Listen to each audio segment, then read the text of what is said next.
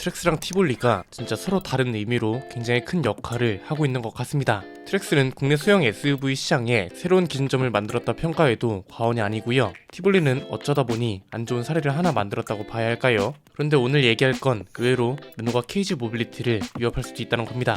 약간 뜬금없는 것 같죠? 신차도 없고 내년에 출시되는 차도 어차피 중형 SUV인데 갑자기 티볼리를 왜? 생각보다 간단합니다. 쉽고 빠르게 정리해드리겠습니다.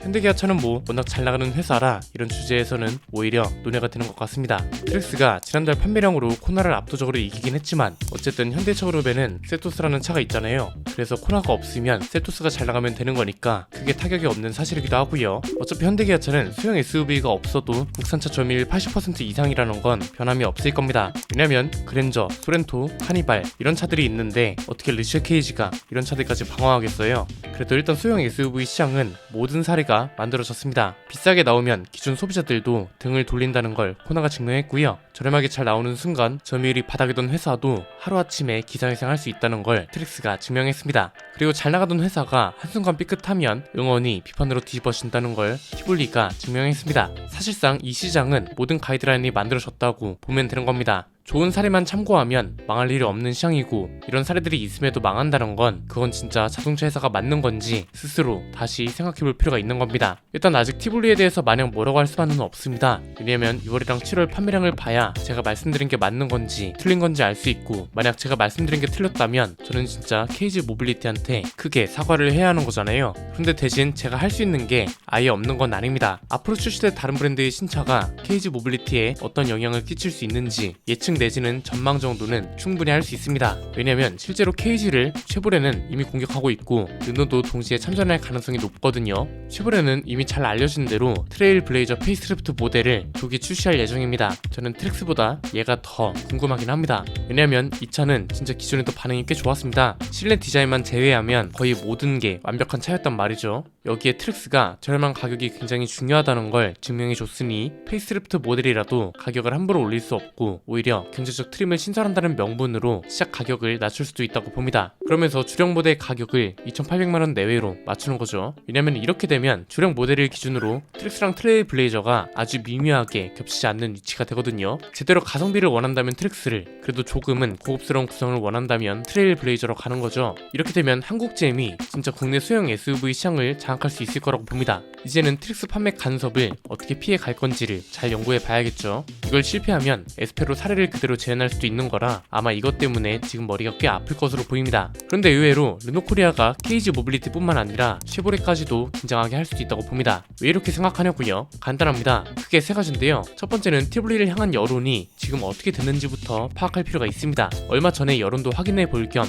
옵션표 분석이랑 이게 문제가 되고 있는 이유에 대한 영상을 올려드렸는데 제가 생각했던 것보다도 반응이 상당했습니다. 거의 모든 분들이 기대했던 포인트가 역시나 가성비였다는 걸 증명해준 거라고 보는데 이게 참 아이러니합니다. 시작 가격이 굉장히 착한데 옵션 선택을 못하게 되면서 시작 가격이라는 무기까지 무력화시키는, 왜 이런 전략이 나온 건지는 저도 충분히 짐작이 되기 때문에 마냥 뭐라 하기도 참 애매하거든요. 이때 이걸 지적했던 이유는 뭔가요? 이미 나온 상태라도 KG 모빌리티는 어떻게 해서든 바꿀 수 있는 의지가 있는 회사고 소비자들 여론을 충분히 확인했으니 회사 내에서도 충분히 고민할 걸 알기 때문에 그렇다고 말씀드렸죠. 그냥 긴 말하지 않아도 지난번 댓글을 인기순으로 정렬했더니 맨 위에 이런 댓글들이 이렇다는 것만 봐도 됩니다. 두 번째는 의외로 르노라서 복병이 될 수도 있겠다는 생각이 들었습니다. 진짜 만약 이렇게 된다면 르노가 쉐보레보다 여론을 좀 더 확실하게 뒤집을 수 있는 건데 이건 약간 저희 희망사항이 섞이기도 했지만 이게 가장 현실적으로 성공할 수 있는 방법이라고도 봅니다. 르노가 내년에 중형 SUV를 출시한다고 했잖아요. 이 차가 의외로 큰 게임 체인저가 될 수도 있다고 보는 건데 그냥 한번 생각해볼까요?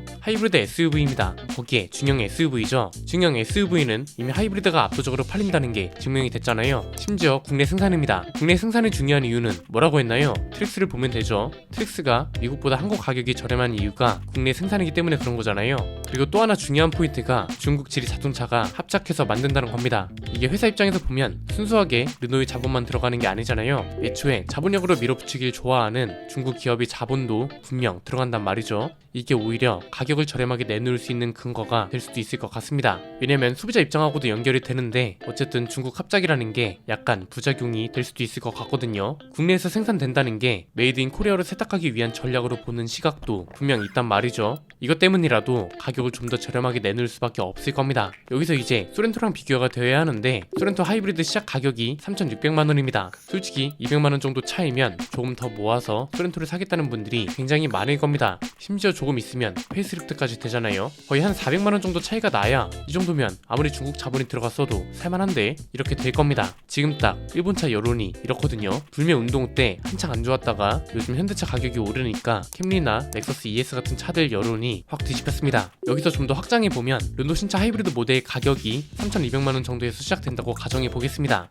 이 상태에서 가솔린 모델이 나온다면 얘는 가격이 더 저렴할 수밖에 없잖아요. 소렌토 가솔린 터보 모델 시작 가격이 3,000만원입니다. 그러면 방금 전에 말씀드렸던 논리를 적용한다면 거의 2,600에서 2,800 사이가 될 텐데 만약 이렇게 나온다면 트릭스뿐만 아니라 티블리도 위험한 거 아닌가요? 트릭스 주력 모델 가격대가 딱 2,600에서 2,800 정도잖아요. 이 정도 차이라면 깡통이라도 중형으로 올라갈 사람들이 꽤 되지 않을까 싶은데요. 트릭스가 영향을 받을 정도면 티블리는 당연히 영향권입니다. 그러나 이미 르노한테는 설레라는 게 존재합니다. QM6가 왜 갑자기 잘 팔렸나요? LPG 모델이 추가되고 이 차가 셀토스랑 비교했을 때 가성비라는 타이틀이 유지될 정도로 가격이 착했기 때문이죠. 얼마 전에 쉐보레한테 점유율 상승이 굉장히 중요하다고 짚어드렸던 것처럼 르노도 마찬가지입니다. 점유율 두 자릿수는 돼야 시장에서 견제 역할을 하든 할 텐데 르노 코리아도 작년 점유율이 3.8%였습니다. 이 정도면 진짜 처참한 겁니다. 세 번째는 그래서 만약 르노 코리아가 진짜 의지가 있다면 이런 전략이 안 나올 수가 없을 것 같다는 건데 이렇게 되면 또 과거가 반복되는 겁니다. 르노랑 쉐보레가 잘 나가고 KG는 부진하고 이러면 사실 안 되는 건데 르노한테는 냉정하게 말하면 기회인 거죠. 왜냐면 중형 SUV가 준중형의 수영 시장까지 먹을 수 있게 되는 건데 가만히 있으면 그게 바보 아닌가요? 가성비 전략이 가능한 회사라는 게 어쨌든 QM6로 증명이 되긴 했습니다. 그래서 소비자들도 이런 부분을 기대하는 게 없지 않고요. 무엇보다 점유율을 보시면 아시겠지만 가성비 전략이 필요할 수밖에 없는 회사이기도 합니다.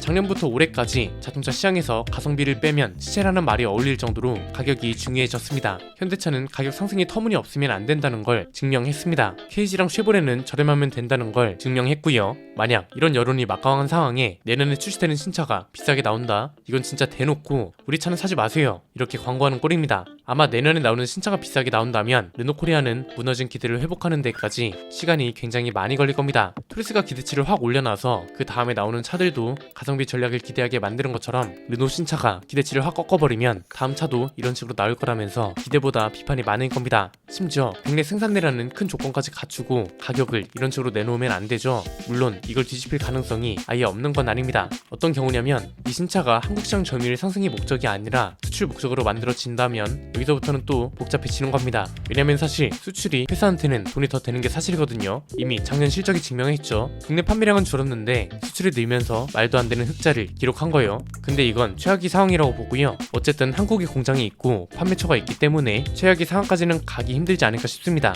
여러분 생각은 어떠신가요? 오늘 내용은 여기까지입니다. 내용이 유익하셨다면 구독과 좋아요 알림 설정 부탁드립니다. 지금까지 저는 안피디였습니다. 감사합니다.